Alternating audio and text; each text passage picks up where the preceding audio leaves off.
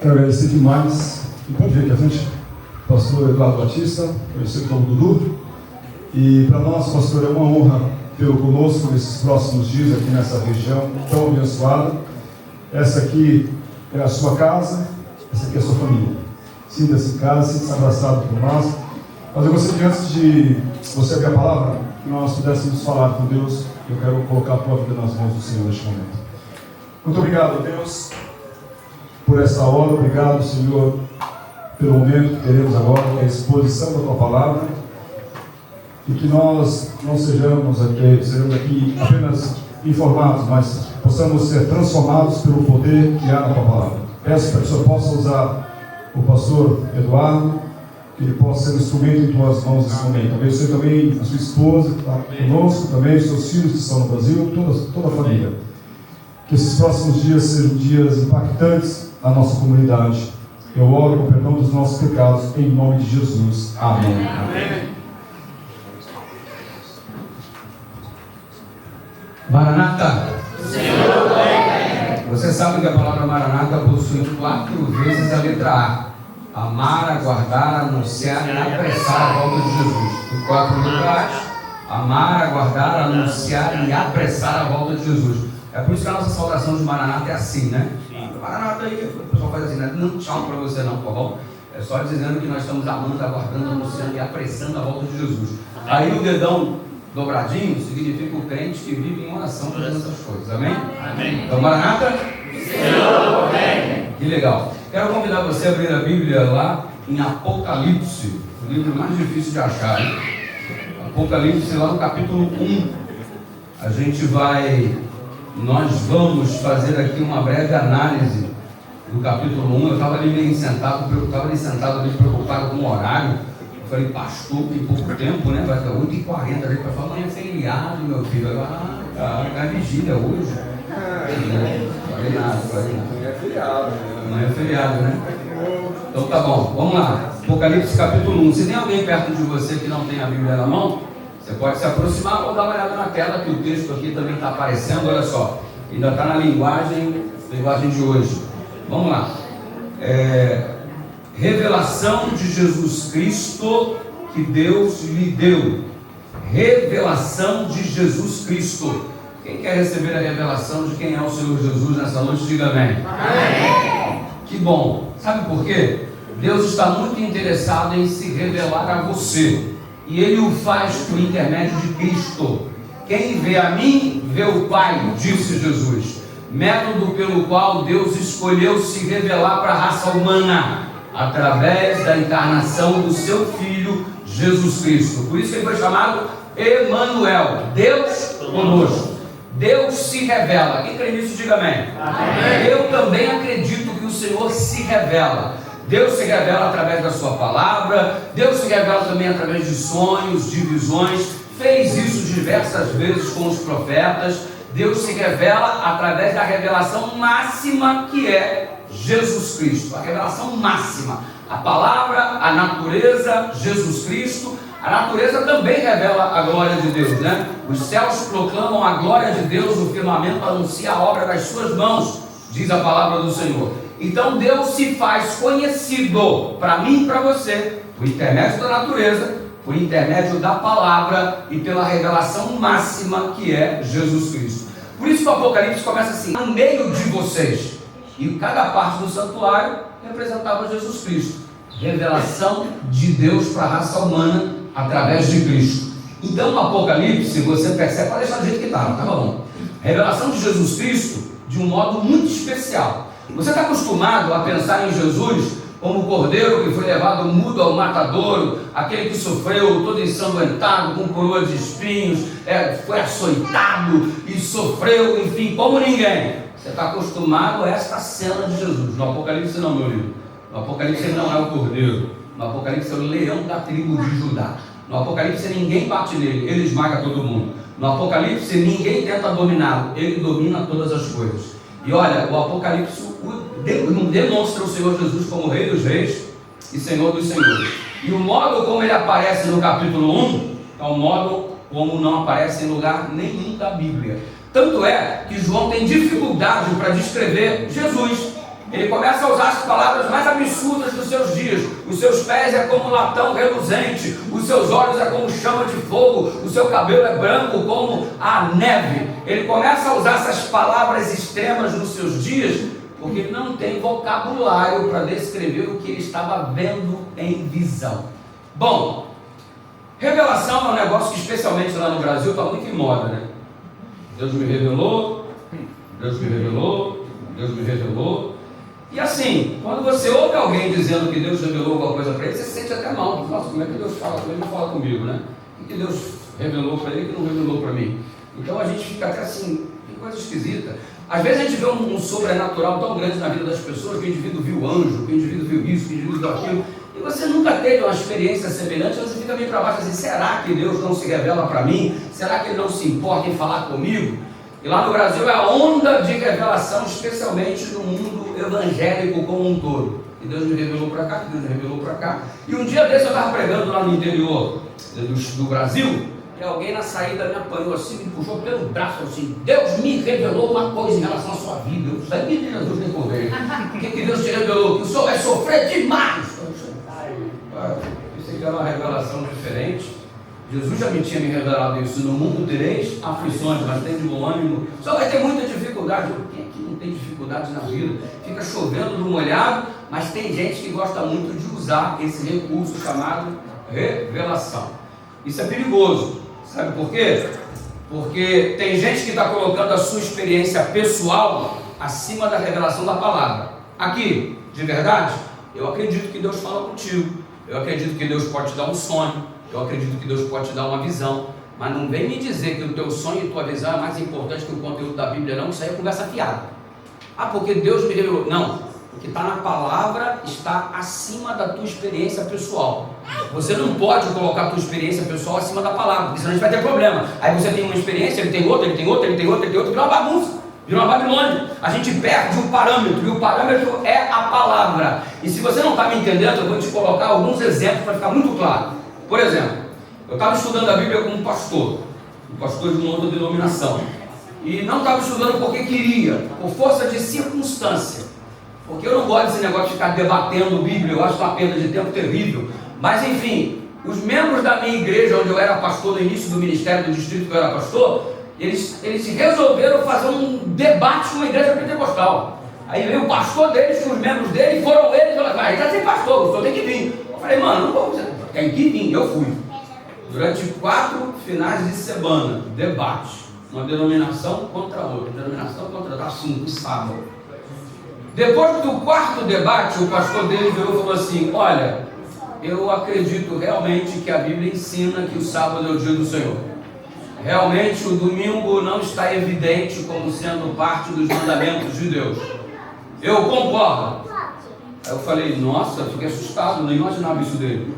Aí ele virou e falou assim, mas eu vou conversar com Deus, eu vou orar ao Senhor, para Ele me revelar se é da vontade dEle que eu guarde o sábado. Aí eu falei assim, pastor, acabou a nossa conversa, não tem mais conversa. O senhor está colocando a sua experiência pessoal acima da revelação da palavra. Você vai orar para Deus te revelar o que já está revelado? É o que muito crente está fazendo hoje. Eu quero que Deus me revele se é da vontade do Senhor que eu namoro esse camarada. Ô mano, o cara não gosta de trabalhar, o cara não gosta de estudar, o cara não é temente a Deus, ele ainda bate na mãe, ele está revelando se tu vai ficar com ele. Pô, dá licença. Deus não vai te revelar o que já está revelado, para com isso. Sabe o que é essa busca frenética sobre a revelação? É que muita gente não se submete à palavra, não aceita o que já está escrito, aí acha que Deus tem algo diferente para ele, porque ele é especialzinho, ele é maravilhosinho, então Deus tem alguma coisa diferente para mim, não é possível que seja isso aqui desse jeito, para mim deve ser diferente. Não, filho, é a mesma coisa para todo mundo, e Deus não vai te revelar o que já está revelado. Você fica pedindo sinal sobre coisa que Ele já te avisou, você fica pedindo resposta sobre coisa que Ele já te deu a resposta. Então, quer um conselho? Se submeta à palavra do Senhor, que você terá a suprema revelação de Deus na sua vida, amém? Amém. Aí você não vira bagunça, vira bagunça. Outro dia eu estava pregando, encerrando a semana de oração na igreja gigante lá do Brasil. Aí eu estou, último dia do sermão, aí eu estou saindo assim pela porta, porque tem que pegar o corredor e acessar aqui a plataforma. E aí eu saí, quando eu saí, eu tinha percebido que tinha um jovem com uma mala gigante. não é comum uma pessoa chegar na igreja com uma mala, a não ser que seja um viajante, alguma coisa. Eu pensei, eu olhei para ele, deve estar viajando, né? Parou aqui para assistir o culto e tal, deve estar viajando. Aí saí, dei a volta. Quando eu vou dando a volta para entrar aqui no local onde eu ia pregar, ele veio atrás de mim, veio gritando: pastor, pastor, pastor. Eu olhei: oi, eu quero falar com o senhor. Eu falei: agora eu vou pregar, depois do culto a gente conversa, combinado? Não, pastor, tem que falar agora, antes do sermão. Deus me deu uma revelação. Eu: eita, de novo. Aí eu fui andando para o púlpito assim: mano, eu tenho que pregar agora. Ele falou: mas Deus me disse que eu tenho que falar para o senhor agora. Aí tipo assim, se eu não me submeto ao cara, parece que eu, o pastor, estou sendo negligente à revelação de Deus, que é o fim do mundo. Como é que o pastor não está se submetendo à revelação que Deus me deu? O cara quer me dar um checkmate. Deus me revelou, e se eu não parar para escutar, eu estou negligenciando a revelação de Deus. Olha que pecado mortal. Mas tem uma coisa no ser humano que se chama curiosidade. Eu falei assim: o que será que Deus revelou para ele? Eu falei: mano, já está mais ouvindo aí que eu quero ver essa revelação. Aí ele fala: o que Deus te revelou? E ele com a mala do lado, gigante. Ele: pastor, eu tenho um problema. Eu: bem-vindo ao mundo real. Meu problema, pastor, é que eu sou membro da igreja, mas eu não consegui largar meu vício. Qual que é seu vício? Pastor, eu sou usuário de maconha. Há 4 anos eu sou membro dessa igreja, batizei, mas nunca consegui largar o vício. Mas essa noite que passou, Deus me revelou que o Senhor vai resolver o meu problema. Aí eu: como é que é? Sim, Deus me revelou que o Senhor vai resolver o meu problema. Como que eu vou resolver o seu problema? Ele me disse que eu devo ir morar na sua casa. Eu já vim com uma mala. Quando terminar o culto, eu vou para o senhor, para a sua casa, eu vou morar contigo. E morando na sua casa, eu não vou fumar maconha, porque lá eu vou fazer culto com o senhor, eu vou viajar com o senhor, o que o senhor fizer, eu vou estar junto o tempo todo. Eu falei assim: só tem um problema, dificilmente Deus revelou isso para minha mulher, e quem manda lá é ela, mano. Eu acho que não foi Deus que te revelou não, quem te revelou isso foi a maconha.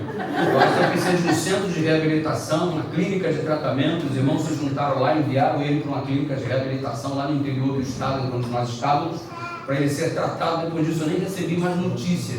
Mas é um papo de que Deus me revelou e nada contra. Eu acho que Deus se revela para as pessoas de um modo particular. Só que isto não está acima das Escrituras Sagradas.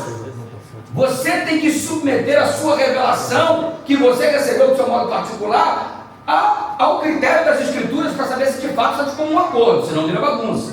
Aí Deus revelou uma coisa para um, revelou para outro. Montamos uma Babilônia e um problema sem fim. Eu creio que Deus tem uma revelação para nós nesta noite, mas é alguma coisa que já está na palavra. E nós precisamos, pelo poder do Espírito, nos submetermos a isto. E quando Deus se revela no capítulo 1 por meio de Jesus, quando Jesus se revela, Ele manda a saudação da Trindade. A gente se cumprimenta: bom dia, boa tarde, boa noite, maranata, feliz sábado, a paz do Senhor. Cada um se cumprimenta de um jeito, ok? Qual é o cumprimento de Deus Pai, Deus Filho, Deus Espírito Santo para mim e para você? O Apocalipse revela. Você dá uma olhada no capítulo 1, aí você observa, verso 4. Eu, João, escrevo às 7 igrejas que estão na província da Ásia, e a graça e a paz que são dadas da parte de Deus Pai. Aí você percebe dos 7 Espíritos e de Jesus Cristo. Ou seja, João está transmitindo um recado do Pai, do Filho e do Espírito Santo. E qual é a saudação do Pai, do Filho e do Espírito Santo? Graça e paz. O Apocalipse começa com essas 2 palavras poderosas: graça e paz. Qual é a saudação de Deus para a raça humana? Graça e paz. Eu pergunto, você responde: qual é a saudação de Deus para a raça humana? Graça e paz. Então, eu não sei o que você veio buscar aqui nessa noite. Não sei. Mas eu sei o que você vai receber. Porque é a promessa de Deus. Graça e paz. E presta sua atenção numa coisa: só tem paz quem recebeu a graça. A paz que excede todo entendimento só é usufruído na vida daquele que é alcançado pela graça de Deus.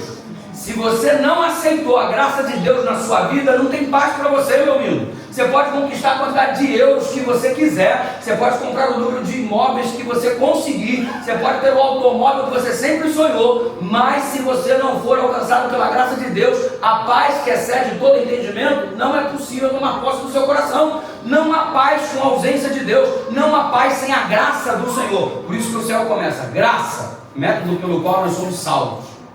E aí quando você é salvo em Jesus, você tem paz com Deus. Já viu que enquanto a salvação não bateu na sua porta, quando o seu nome não foi escrito no livro da vida, você nunca teve paz no seu coração? A paz apregoada pelo Evangelho é diferente. Hoje nós estamos falando de paz entre Rússia e Ucrânia. Hoje nós estamos falando de paz entre o Irã e Israel. Falando de paz, ausência de conflito, cessar fogo. Só que a paz para o crente não é cessar fogo. A paz para o crente não é ausência de conflito, não é falta de guerra. A paz para o crente é o mundo desabando, mas você está em paz.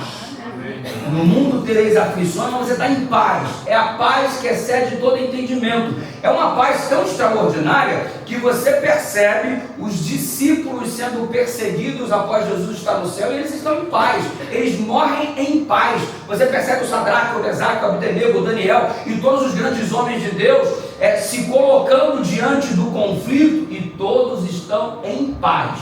Por quê? Porque já houve a manifestação da graça de Deus na vida. Só tem paz de verdade quem foi alcançado pela graça. Por isso que o céu nessa noite diz assim para você: graça e paz da parte daquele que é, que era e há de vir, Deus o Pai, da parte dos 7 Espíritos, plenitude do Espírito Santo, e da parte de Jesus Cristo. E agora começa a revelação de Jesus Cristo. Aí a partir do verso 5 você tem a revelação especial de Jesus Cristo. Vamos ver como é que Jesus vai se apresentar para a gente nessa noite? Vamos ver se você conhece Jesus de fato. Eu aceitei Jesus, eu conhecia Jesus, eu conheço Jesus. Será? Vamos conhecer Jesus de acordo com como ele se mostra no capítulo 1 do livro do Apocalipse. Dá uma olhada aí, versículo 5. Da parte de Jesus Cristo. E ele começa a se revelar dizendo: eu sou a fiel testemunha. Quem é Jesus? Ele se apresenta. Quem é Jesus? Fiel testemunha. Tá, mas qual que é o significado de Jesus ser fiel testemunha? Bom, a fidelidade você já sabe. É cumprir aquilo que se promete. É empenhar a palavra e haja o que houver, aconteça o que acontecer, eu vou fazer aquilo que disse.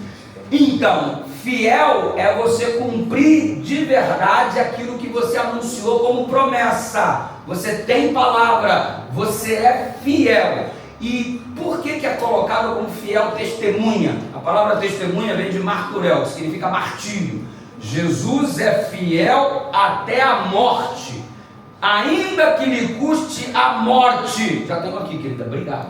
Já tenho aqui, eu te peço. Assim, ainda que lhe custe a morte, ele vai ser fiel àquilo que ele prometeu até o fim. E o que você vê na cruz do Calvário? Exatamente Jesus sendo fiel até a morte. Fiel testemunha. E para mim isso aqui hoje é muito válido, sabe por quê? A gente vive num mundo muito confuso, a gente não pode confiar nas pessoas.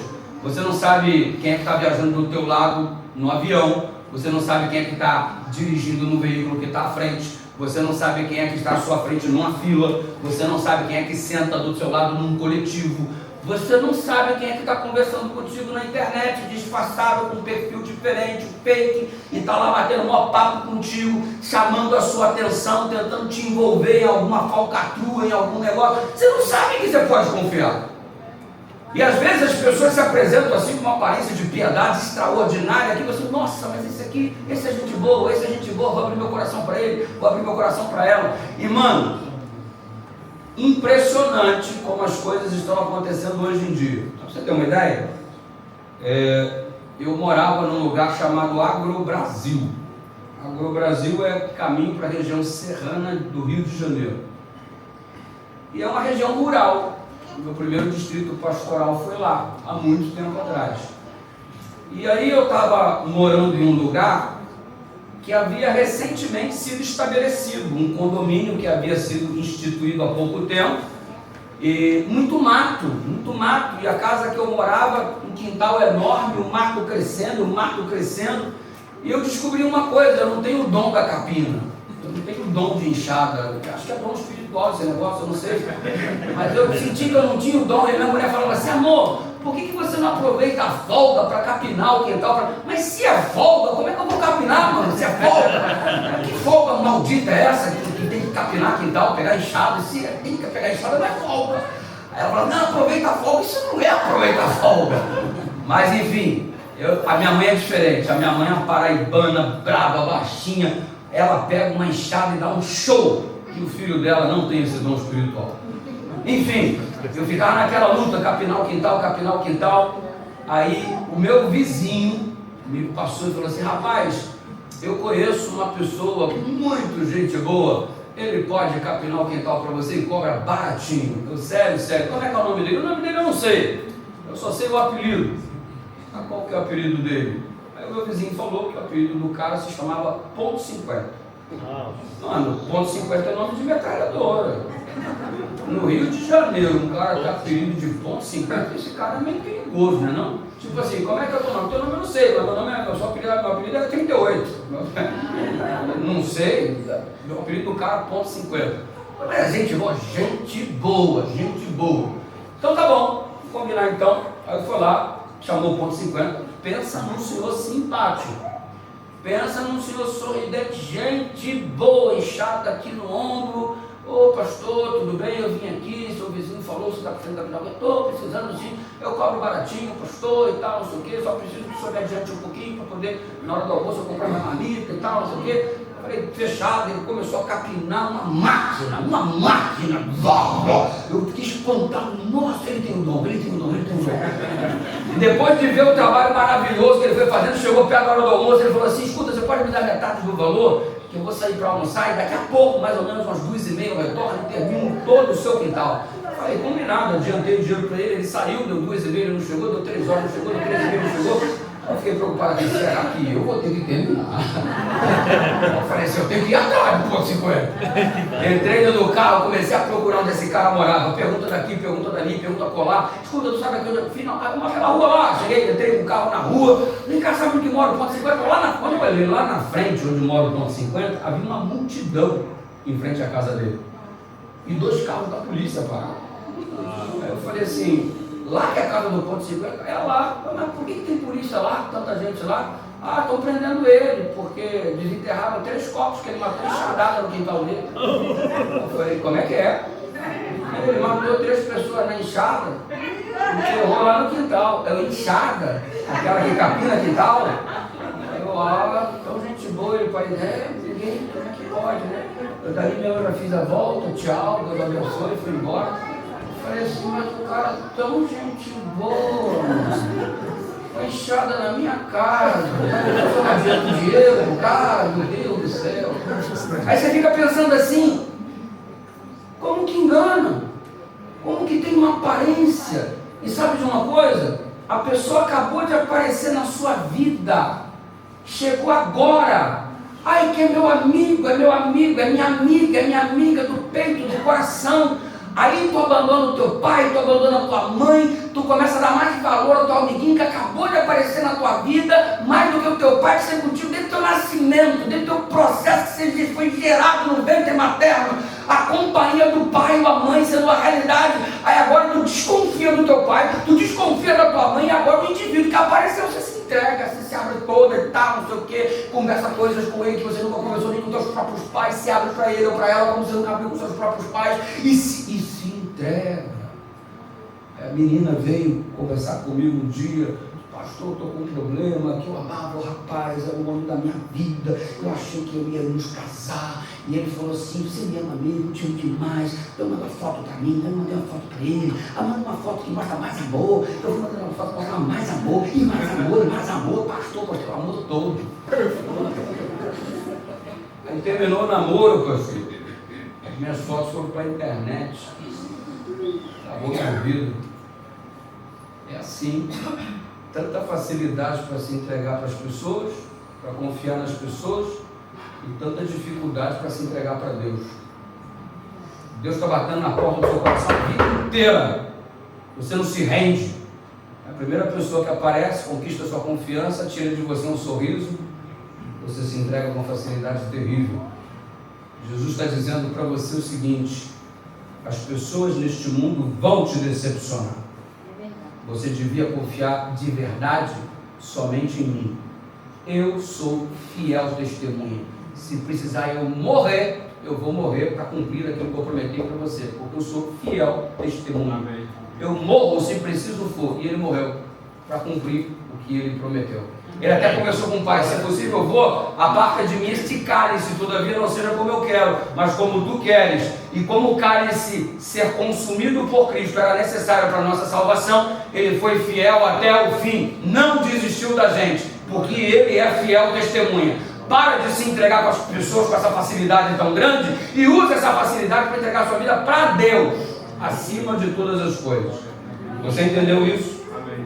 É assim que funciona. Quem crê que Jesus é fiel testemunha, diga amém. Amém. Nele a gente pode confiar. Mas eu confio, pastor. Se confia, por que não se entregou? Eu confio de todo o meu coração, eu amo Jesus. Mas cadê a sua vida de compromisso? Que confiança é essa que entrega, essa que não tem compromisso? É como dizer que ama e não quer se casar. Não rola, não. Se ama, tem entrega. Se não tem entrega, desculpa, não ama. Porque o amor genuíno exige entrega. Se você diz que ama a Deus, você se entrega a Ele. Se você não se entrega a Ele, então o seu amor precisa ser questionado, não por mim, que não tem nada a ver com a sua vida, mas questionado por você mesmo, a fim de você se encontrar diante de Deus, em que posicionamento você se encontra. Ele apresenta-se para cada um de nós nessa noite como fiel testemunha. Quem é Jesus? Fiel testemunha. É assim que ele se revela para a gente. Ei, pode confiar em mim, disse Jesus. Amém. E por isso, a própria Bíblia recomenda: entrega teu caminho ao Senhor, confia nele e o mais ele fará. Ao invés de se entregar ao Senhor, tu está se entregando para o namoradinho, para a namoradinha, hoje diz que te ama, daqui a pouco é teu inimigo.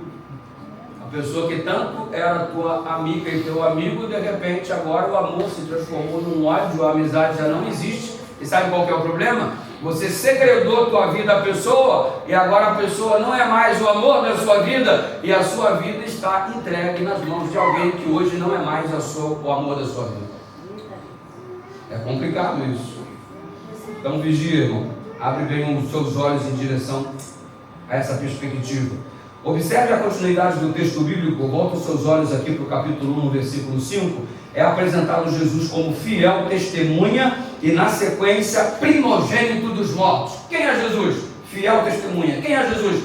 Primogênito dos mortos. Tá, não entendi essa revelação aí não. Explico para você.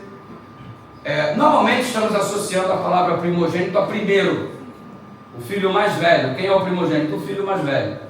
Mas na Bíblia, primogenitura não tem que haver só com ser primeiro ou ser filho mais velho. A Bíblia, na linguagem de hoje, coloca como primeiro filho. Não tem que ver com ser primeiro de sentido de ser o filho mais velho. A primogenitura no Novo Testamento é a palavra que vem protótocos. Apresenta-se 7 vezes no Novo Testamento. Das 7 vezes que a palavra primogênito, protótocos, aparece no Novo Testamento, 5 não tem que haver com idade, tem que haver com dignidade, tem que haver com posição, tem que haver com superioridade e responsabilidade.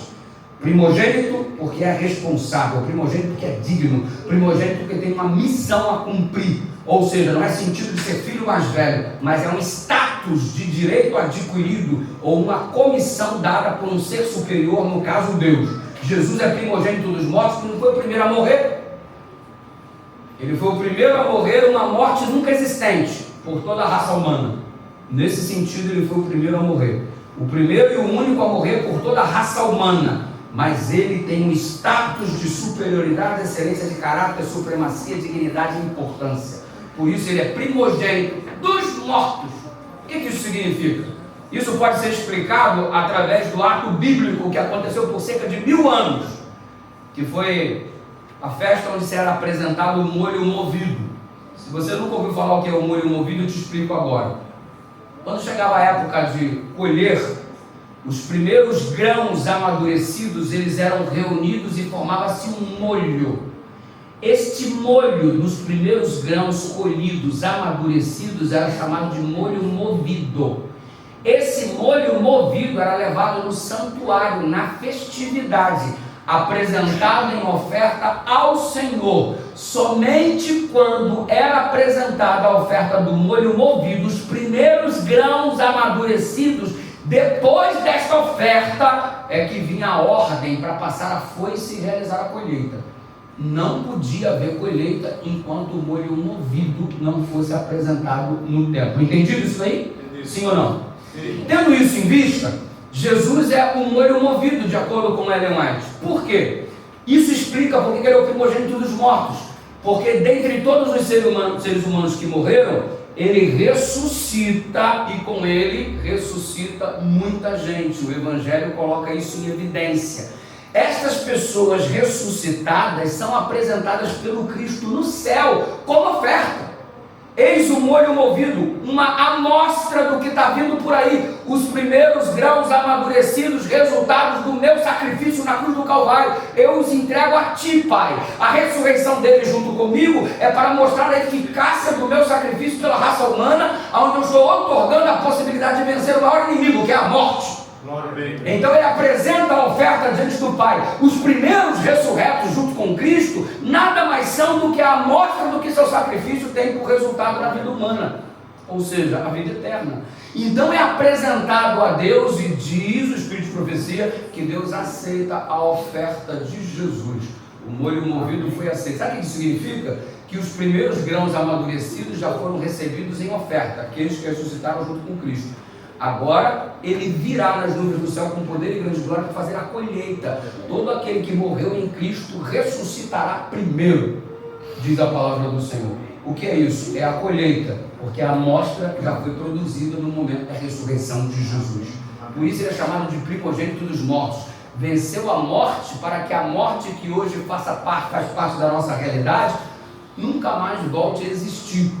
E por isso que Jesus no Apocalipse ele vem nas nuvens do céu com uma foice. Você tem um capítulo do Apocalipse que mostra ele sentado no trono com uma foice na mão. Ou seja, é uma colheita que vai ser feita. Só que aqueles que são de Jesus ressuscitarão para a vida eterna. É assim que funciona. Quem é Jesus? Fiel testemunha. Quem é Jesus? Primogênito dos mortos. Agora observa que na sequência é dito, quem é Jesus? É príncipe dos reis da terra. Pode ser traduzido também como rei dos reis, Senhor dos senhores. Quando esse mundo foi criado, você observa o livro do Gênesis, o Adão foi colocado como embaixador do planeta. Você vai tomar conta de tudo isso daqui, você é o príncipe deste mundo. As chaves, entre aspas, do planeta estavam nas mãos de Adão. Adão, isso aqui é responsabilidade tua, é teu, você cuida, você é o chefe. Quando Adão cai em pecado, o domínio do planeta sai do controle de Adão e passa para o diabo. O diabo tomou posse de tudo isso daqui como sendo propriedade sua. Você observa, por exemplo, que quando há uma reunião, um concílio universal, ele aparece como representante do planeta. Deus olha para ele e diz: de onde você veio? De rodear a terra e passear por ela. O termo hebraico, rodear e passear por ela, indica posse, propriedade. Eu sou dono do mundo. Se achava o dono do pedaço. É quando Jesus veio aqui, Jesus confirmou de verdade que ele era o príncipe deste mundo. O próprio Cristo anunciou isso nos evangelhos. Ele falou: eu vi Satanás, o príncipe deste mundo. João capítulo 14, verso 30. Jesus se referiu ao diabo como príncipe desse mundo. Mas quem era o príncipe anteriormente? Era o Adão que perdeu. O diabo estava tomando posse disso daqui e se achava tão dono por usurpação que ele queria oferecer para Cristo o que já era dele. Lá no deserto da tentação, em Mateus capítulo 4, você observa Jesus sendo tentado pelo diabo na seguinte perspectiva: se você prostrado me adorar, eu vou te dar todos os reinos do mundo. Mas já não era de Cristo. Mas ele se acha o dono. Eu sou dono disso daqui. Se você se ajoelhar, eu dou tudo para você. Tem que me adorar. É o dono do pedaço. Só que quando Jesus morre na cruz do Calvário e ressuscita ao terceiro dia, o comando do mundo sai das mãos do diabo e passa a pertencer ao Senhor Jesus. Amém. O mundo não é de Satanás. Jaz no maligno, mas vai terminar do jeito que o Rei dos Reis, o Senhor dos Senhores anunciou. Não há ninguém que possa usurpar sua autoridade. Não há ninguém que possa ocupar o seu lugar. Ele é o príncipe dos reis da terra. Não há ninguém com mais autoridade ou mais poder que o nosso Senhor Jesus Cristo, e Ele está aqui nessa noite. Amém. Ele é o rei dos reis. Como é que o Apocalipse apresenta Jesus? Como é que Jesus se revela? Fiel testemunha. Como é que Jesus se revela? Primogênito dos mortos. Como é que Jesus se revela? Príncipe dos reis da terra. E sabe o que eu acho lindo? É que na sequência do versículo 5 é dito assim, já quase entrando no versículo 6, o verso 5 do capítulo 1 de Apocalipse acompanha aquele que é o príncipe dos reis deste mundo, e ele fala assim: aquele que nos ama, que em seu sangue nos lavou os pecados, pela sua morte da cruz nos livrou dos nossos pecados. Como é que Jesus se revela? Aquele que me ama. Ei, eu sou fiel, pode confiar em mim. Eu experimentei uma morte para que você experimentasse a vida eterna, e eu já dei uma amostra disso. Eu tomei o governo das mãos de Satanás para devolver um reino a vocês que em breve será estabelecido para todo sempre. E sabe por que eu fiz tudo isso? Porque eu amo você. Amém. Eu acho isso lindo. Quando Jesus se revela, ele diz: eu te amo. É muito gostoso ouvir isso. Talvez você não se sinta amado como você gostaria de se sentir. E há muitas pessoas que acham que a vida perdeu o sentido porque não se sentem amadas. Gente que fica cortando o pulso, querendo tomar remédios e exacerbadamente pôr um fim à sua vida, se jogar em outro carro, porque a vida já não faz mais sentido. Não se sente amado, não se sente querido, não se sente seguro. É impossível você estudar a Bíblia verdadeiramente, deparar-se com o amor de Deus e você continuar sendo o mesmo. É impossível. Sabe por quê? Porque quando você entra em contato com o verdadeiro evangelho, você entende o quanto você é amado, o quanto você é importante. Isso te dá um significado tão grande para a sua vida que nada mais te abala. Ah, você não gosta de mim? Ele me ama. Ai meu Deus, o meu fulano não gosta de mim, falou mal de mim. Ai meu Deus, acabou minha vida, eu quero mais desistir e tal, não sei o que. Fulano me largou, fulano me deixou, fulano veio, fulano veio, não interessa. Acima de tudo, Ele me ama. Amém. Se você não me ama, eu só lamento, porque eu já sou amado pelo céu. E mesmo que você me odeie, eu não vou querer minha paz por isso. Eu lembro que um dia, um diretor de clube de jogadores foi na associação irritado. Passaram 10 dias do prazo de fazer a inscrição para o Campuri. Aí ele virou e falou assim: pastor, eu vim fazer a inscrição. Filho, a inscrição se encerrou, tem 10 dias, não tem vaga nenhuma, não tem lugar nenhum. Eu não tenho nem como escrever, porque eu não tenho lugar para botar suas crianças. Tá bom lá. Ele falou assim: por isso que eu não gosto do senhor. Eu não gosto de mim? É você que atrasa o prazo da inscrição. Fiquei raciocinando, claro, 10 dias depois do prazo encerrado, não gosto de mim, porque o senhor não gosta de fazer a inscrição, eu não gosto do senhor. Eu falei: filho, deixa eu te falar, pode você não continuar gostando de mim, eu vou dormir em paz do mesmo jeito, porque eu não dependo do seu amor para existir, porque eu já tenho aquele que me ama. Se você me amar, vai ser muito legal, a gente vai viver muito bem, mas se você não me amar, meia-noite eu tô assim, ó, na boa, mano, na boa. E sabe de uma coisa? A gente se importa demais com o que as pessoas pensam a nosso respeito e se esquece de priorizar o que Deus pensa da gente. E vou te falar uma coisa: se você não se acha amado, você não entendeu nada do Evangelho. E sabe de uma coisa? A grande verdade é que tem gente que reduziu o Evangelho a um lixo. O que é o Evangelho hoje?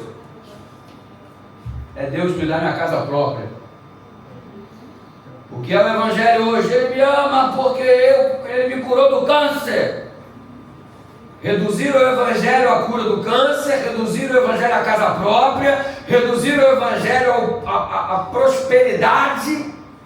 Então, por que Deus me ama? Deus me ama porque Ele me deu uma viagem a toda a minha família. Deus me ama porque Ele me deu roupas novas. Deus me ama porque Ele me deu uma casa, me deu um carro zero. Deus me ama. E você acha que você não é amado porque você não saiu do aluguel. Você acha que você não é amado porque você não foi curado da tua enfermidade. Eu orei tanto, pastor, Ele não me ama. Se me amasse, teria sido curado. Por que você reduziu o Evangelho a esse tipo de coisa? Você não entendeu nada da Bíblia. O Evangelho é Deus resolvendo o maior problema da raça humana, e o maior problema da raça humana não é aluguel, embora Ele possa fazer. O maior problema da raça humana não é carro zero, embora Ele possa te dar. O maior problema da raça humana não é casa própria, embora Ele possa fazer isso com você. O maior problema da raça humana se chama pecado, morte eterna. Com carro sem carro, com casa sem casa, com viagem sem viagem, com roupa nova ou roupa velha, o problema maior se chama morte eterna. E esse maior problema Ele resolveu na cruz do Calvário, morrendo por você. Então Ele ama você. Não vem reduzir o amor de Deus a um terreno. Não vem reduzir o amor de Deus a um câncer. Não vem reduzir o amor de Deus a um emprego. Ah, Ele não me ama porque eu sou desempregado. Para de reduzir o amor de Deus a essas coisas, porque tudo isso daqui pertence a esse mundo que ora estamos existindo. Mas daqui a pouco nada disso mais fará parte da nossa realidade. Deus resolveu o maior problema. O sacrifício de Cristo na cruz do Calvário não foi para te dar emprego. O sacrifício de Cristo na cruz do Calvário foi para salvar você do maior problema, da ira divina que vai se abater sobre o planeta, onde todo ímpio será consumido. E você, pela graça de Deus, recebeu a justiça de Cristo imputada sobre você, enquanto os teus pecados foram imputados sobre Ele na cruz. Ele dá a morte que nos pertencia, Ele toma para si, e a vida que é dele deu para a gente. Amém. Ele me ama. E sabe de uma coisa? Quando a gente chegar lá no céu, a gente vai entrar, e você sabia que todos nós seremos transformados, sim ou não? Sim. Não abrir e fechar de olhos, assim ó, uma piscada, todo mundo bonitão. Uma piscada, você da altura desse cara aqui, ó. Uma piscada, você que é careca vai ter cabelo, glória a Deus, diga amém, irmão. Os justos ressuscitarão com um corpo incorruptível, perfeito. Uma piscada. Tudo bem que tem gente que vai dar mais trabalho, tem essas três, né? Cada um com seus problemas. Mas que todo mundo vai ser transformado, vai, amém? Top demais. Aí vai chegar todo mundo bonitão, transformadão lá no céu, corpo perfeito. Menino, você está diferente. Nem te conheci. Vai ser um espetáculo, vai ser um espetáculo. Vai ser um espetáculo.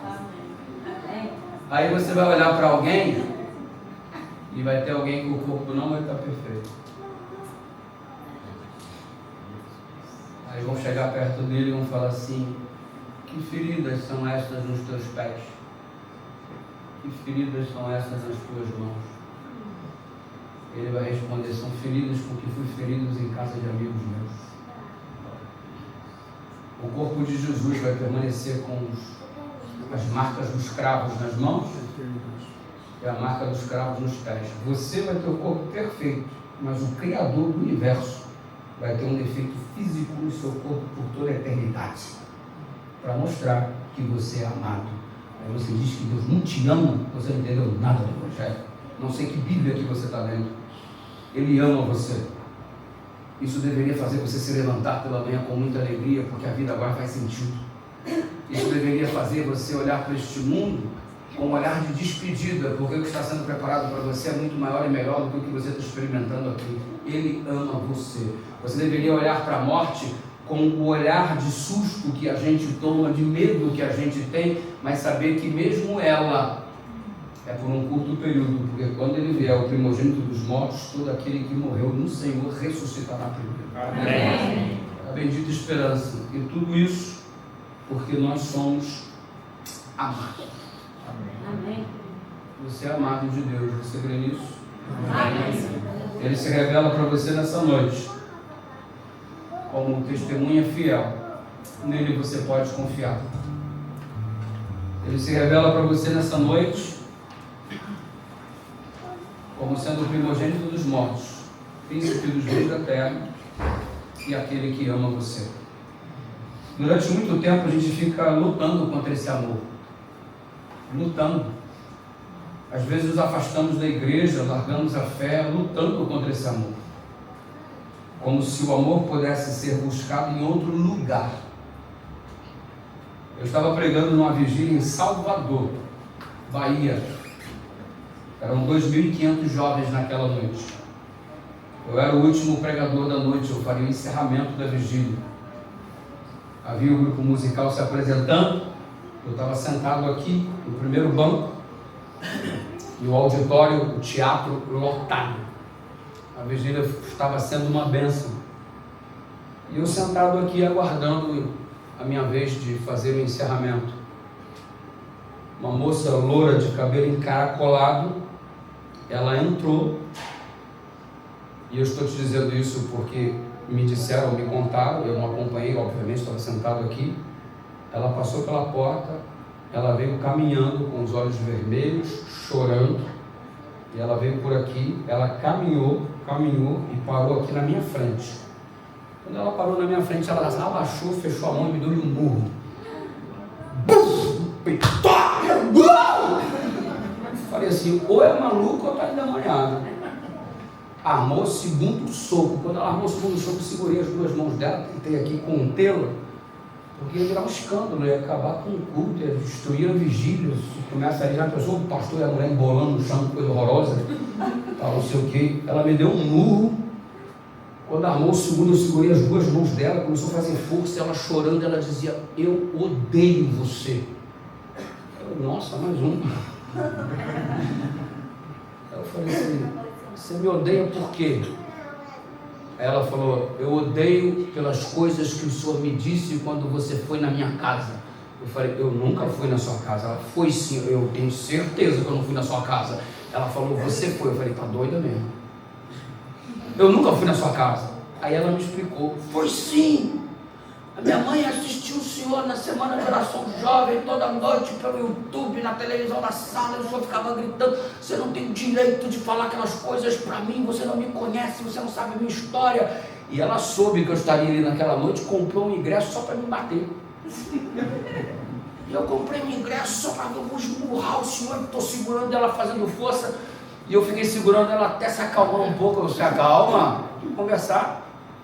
Depois que ela se acalmou um pouquinho, eu continuei segurando ela. Depois eu descobri no Instagram, lutadora de Muay Thai. Ninguém merece, mano. Ia apanhar com força, mano. Segurei aqui as duas mãos dela. Aí, depois que ela se acalmou um pouco, eu falei assim, qual o seu nome? Ela, Keila. Eu falei, há quanto tempo você está longe de Jesus? E ela falou, há 4 anos.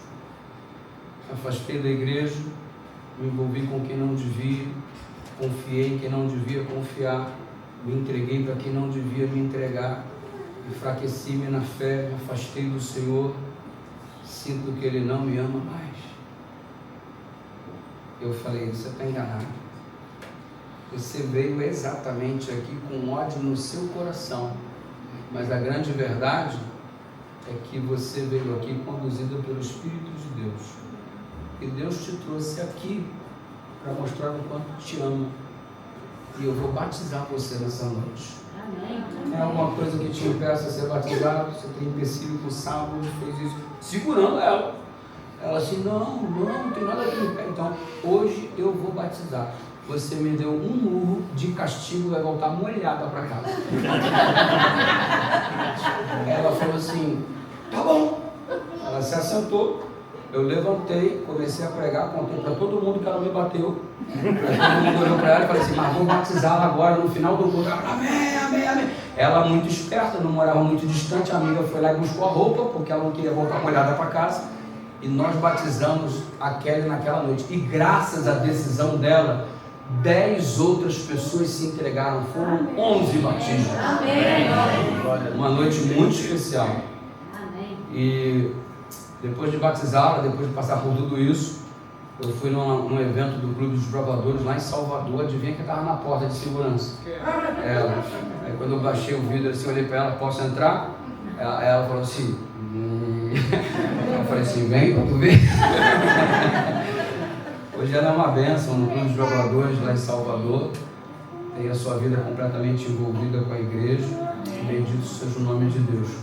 Eu até disse para ela, valeu a pena o murro que eu tomei, porque você fez a melhor escolha da sua vida, está perto daquele que te ama, e dele você não se afaste jamais. Amém. Ele te ama, ele é fiel testemunha, primogênito dos mortos, príncipe dos reis da terra. Você é o alvo especial de Deus em todo o universo. Amém. E Ele vai vir te buscar. Prepara-te, Israel, para encontrares com teu Deus. E se você pergunta o que você vai levar nesta noite, tudo, o amor de Deus. Amém. Por isso Ele te saúda. Graça e paz. A partir de hoje você pode ter a paz por ter sido alcançado pela graça. Amém. Pela graça sois salvos mediante a fé. Isso não vem de vós, é dom de Deus. Sendo, pois, justificados pela fé, temos paz com Deus. Amém. Volta para casa em paz. Dorme em paz. Vive em paz. Porque a graça de Deus é uma realidade na sua vida. Amém. Eu quero que você se levante junto comigo, fique em pé como eu estou, e vamos cantar graça. Vamos verbalizar isso que acreditamos e essa graça que nos alcançou.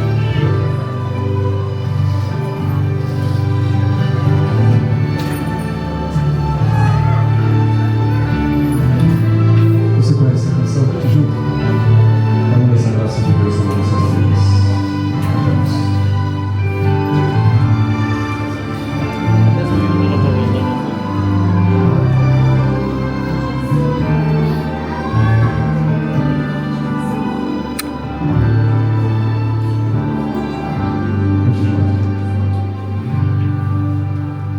A graça é o ponto de encontro, lugar onde os fardos se espalham no chão, onde todo chega cansado, tranquilo. Descansa o seu coração, a graça se explica em uma cruz. Não posso entender o que está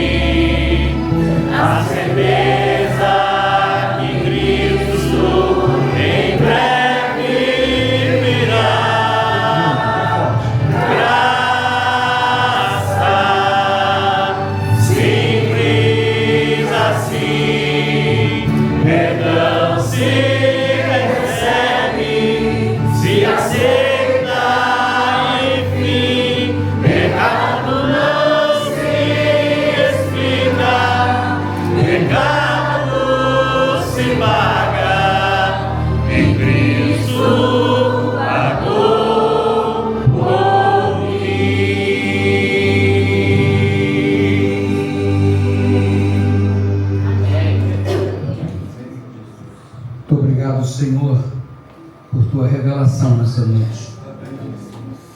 Obrigado porque o Senhor nos envia a graça que nos restaura a paz.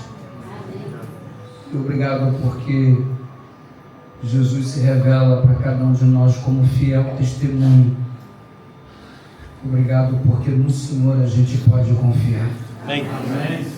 É uma confiança a tal ponto que nos entregamos por completo nas tuas mãos.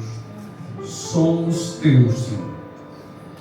Obrigado porque retomastes o governo deste mundo que outrora estava nas mãos do diabo e hoje vai terminar do jeito que o Senhor anunciou que terminaria, por causa da vitória de Cristo na cruz do Calvário. Amém. Obrigado porque nesta noite temos a certeza de que somos amados.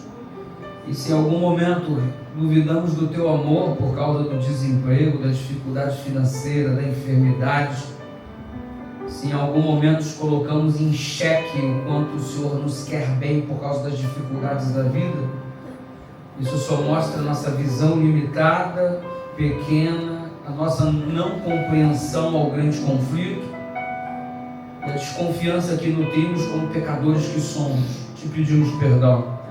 Perdão por duvidar do teu amor, perdão por desconfiar da tua graça e perdão por viver tanto tempo distante deste amor, buscando amor em outros lugares, como se fosse possível preencher com esses falsos amores o buraco que existe existencial, capaz de ser preenchido somente por tua presença. Amém. Nas tuas mãos nos entregamos, queremos voltar em paz para casa, termos uma noite de repente como não temos há muito tempo, uma noite tranquila, de descanso, porque somos amados do Senhor.